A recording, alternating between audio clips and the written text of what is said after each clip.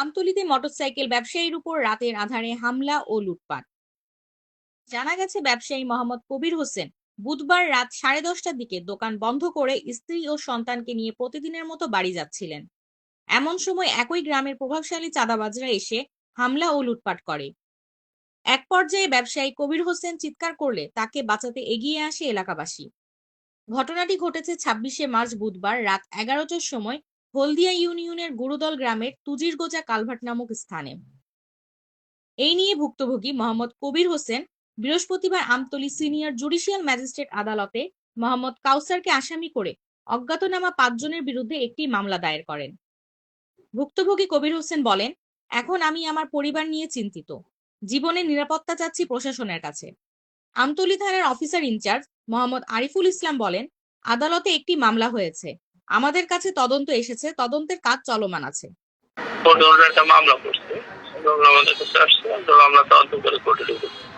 আমার ছেলের তো মারিয়াও খালে থাকতো, তাই সেই সময় আমার সন্তান চাইতো, কিন্তু আমি তো সন্তান পাইতাম না। তারা মারার পরিকল্পনা করছে, আমি প্রশাসনের কাছে এর বিচার চাই।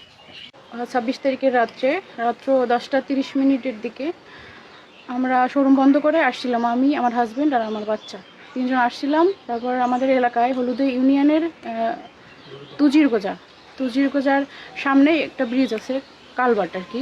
কালভার্টের ওই জায়গা একজন লোক, মানে প্রথমে একজন লোক আমাদের ইশারা করে, তারপর ইশারা করে স্লো করায় আমাদের গাড়িটা। স্লো করানোর পরে আমাদের মানে ওর বাবার যে ব্যাগ ছিল, যেটায় মানে শোরুমের কাগজপাতি টাকা পয়সা রাখে, ওই ব্যাগটা প্রথমে হাতায় নেয় আর মোটরসাইকেল করে ধাক্কা দেওয়ার কারণে আমি আর আমার বাচ্চা সাইডে পড়ে যাই। আমি অনেক ব্যথা পাই, আমার বাচ্চা মানে খালের দিকে পড়ে যাচ্ছিলো, তখন আমার বাচ্চারে ধরতে যাই আর আব্বু ওই পরে ব্যাগ তো নিয়ে গেছে। আর তারপরে চিৎকার চেঁচামেচি করি, লোকজন আসে, ওরা পালাই গেছে।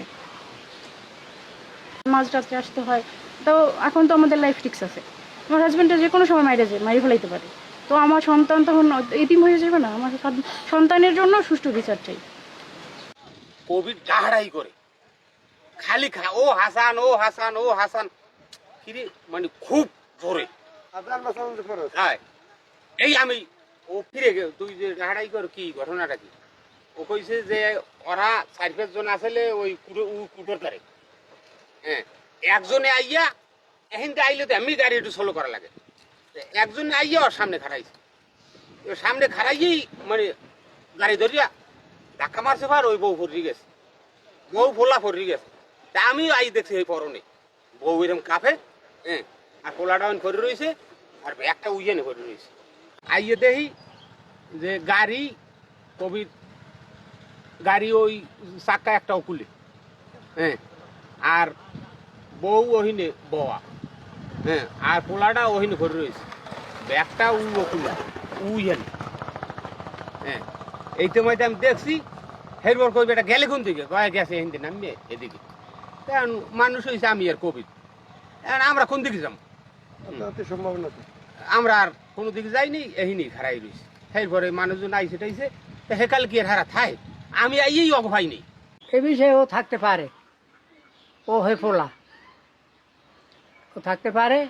আর আসলো ও হেয়ের পর এই রাতের বেলায় ই করছে, হেয়ের পর যেখানে কোভিড বাড়তেছে, এই পর ও হইলে আইসে বাড়তে এরা গাইলে। এই যে 2 লাখ আমি আমার ওয়াইফকে নিয়ে, আমার ওয়াইফ এবং আমার 3 বছরের একটা বাচ্চাকে নিয়ে আপনার কিছু তারা মার্কেট শপিং করার পরে আমি বন্ধ করে 10:30টার দিক দিয়া আনুমানিক আমি শোরুম বন্ধ করে আমি রওনা দিয়ে একটা বাইক নিয়ে যাইতে, আবার আমাদের যখন এলাকায় আমরা ঢুকি তখন আমাদের এলাকার বাড়ির বাড়ি থেকে কিছু আগে পথে ছোট্ট একটা ঘোজার পরে আমাদের ইউনিয়নের 3 নং ওয়ার্ডের ঘোজার পরে ছোট্ট একটা কালভার্ট, সেই কালভার্টের ওখানে যাইতে যখন আমরা কালভার্ট এখন পৌঁছাইতে আমাদের রাস্তাটা খুব ভাঙা, কালভার্টে ছোটোভাবে চালাইতে হয়। তখন ওই কালভার্টের পাশে একটা লোক দাঁড়ানো ছিল, সে মাস্ক পরা মুখোশ পরা ছিল। তাই ওই লোকটা দাঁড়ানো থাকায় আমি যে জোরে গাড়ি টানতে তখন দেওয়ার মতো অস্তিত্ব নাই, তাই গাড়িটা যখন স্লো করতেই সে আমার উপরে লাথি মারে আমি গাড়িটা আমার সাইডে পড়ে যায়। আমার স্ত্রী এবং আমার বাচ্চা, 3 বছরের যেটা ছোট বাচ্চা, 3 বছর থেকে 2 মাস এখনো কম বয়স, ওই বাচ্চা বা আমার স্ত্রী যে কালভার্টের রেলিং থাকে, রেলিংয়ের সাথে যে আঘাত করে। তাই আমার বাচ্চারা ঘুমেছিল, হয়তো আমার বাচ্চারা ওই দিন পৃথিবীকে চলে যাওয়ার একটা সম্ভাবনা ছিল, যে রেলিং আঘাত পাই তাহলে আমার বাচ্চারা শেষ হয়ে যেত পৃথিবী থেকে। আর তারপর ওই যে কালো মুখোশধারী সে আমাকে ছিনিয়ে আমার তো বা গাড়ি নিয়ে পড়ে যাওয়াতে আমার কান্দে আমার অফিসের মানে আমার শোরুমের যত ডকুমেন্টস, টাকা পয়সা, এভিডেন্স আমরা প্রতিদিনের তা প্রতিদিনই নিয়ে যাই, এবং আমরা কোনো দোকানে কাগজপাতি এবং ডকুমেন্টস আমরা রাখি না, টাকা পয়সাও না।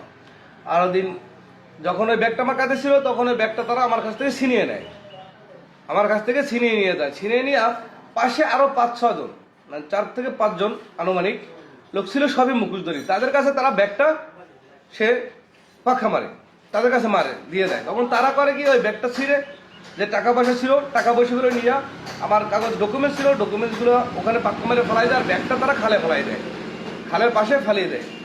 আর সেই ক্ষেত্রে আমি ওখানে চিৎকার করি। ওই ব্যাগ নেওয়ার সময় যখন ব্যাগটা নেয় তখন আমার ওই হাতাহাতিতে ওই যে একটা লোক আমার কাছে, আর 4টা লোক তো একটু দূরে, হাতাহাতিতে ওই যে লোকটা আমার লাথি মারে, ওই হাতাহাতিতে তার মুখোশটা খুলে পড়ে যায়। তখন আমি একটা লোক চিহ্নিত করতে পারি, আমি চিনতে পারি। এছাড়া আমি যে 4-5 জন ছিল তাদেরকে আমি চিনতে পারি নাই। আমি সর্বশেষ এই বিষয়ে আমি থানায় যাই, থানার পুলিশ প্রশাসন খুব আমাদের সহায়তা করে, তারা পরামর্শ দেয় আমাদের মামলা করার জন্য, আমরা করে মামলা করি। প্রশাসনের উপরে সম্পূর্ণ আমার আস্থা আছে, তারা সুষ্ঠু বিচার করুক। আমার টাকা পয়সার আমি উদ্ধার চাই। আর আমার বউ বাচ্চার উপরে যে আক্রমণ হয়েছে এই বিচার সামনে আমাদের জীবনের ঝুঁকি আছে। আর ডাকাতরা এখনো আমাদের অনেক হুমকি দামকি দিচ্ছে। ওই সময় আমাকে মারার সময় হুমকি দিয়ে গেছে, যদি আমি কারোর সাথে নাম প্রকাশ করি তাহলে তারা আমার স্ত্রী সন্তানকে মেরে ফেলবে। তাই ওই ক্ষেত্রে আমি কোর্ট এফআইআর না দেওয়া পর্যন্ত আমি নাম উল্লেখ করি নাই। এখন আমার উপরে অনেক হামলা আসে, অনেক আসে, ভয়ভিত্তিক প্রশ্ন আসে, আমাকে ভয় দেখানো হয় এখনো বর্তমানেও, যে আমি এই যদি কেস মামলা না উঠাই, কোনো মিডিয়ার কাছে না যাই, তাহলে আমার উপরে তারা আমার এবং আমার স্ত্রী, আমার ফ্যামিলি, আমার বাপ মা যারা আছে তাদেরকে তারা মেরে ফেলবে, এরকম ভয়ভিত্তি এখনো চলছে। কথা আমি আপনাদেরকে বলতে চাই, ডাকাতরা আমাদের অনেক হুমকি ধমকি দিতেছে, এখন বর্তমানে আমাদেরকে মেরে ফেলবে, আমাদের জীবন ঝুঁকি আছে, আমাদেরকে কাইটটা নদীতে খালে বাসায় দেবে, এরকম হুমকি দিতেছে। এবং তাদের যে বউ বাচ্চা আছে, বউ নিয়া আমাদের অনেক মামলায় জড়াইবে, এর কথা তারা ওপেনলি বলতেছে যে তাদেরকে আমি অনেক মামলা দেবো আমাদের এই মামলা না উঠাইলে, এবং মামলা থেকে যদি আমরা সরে না যাই।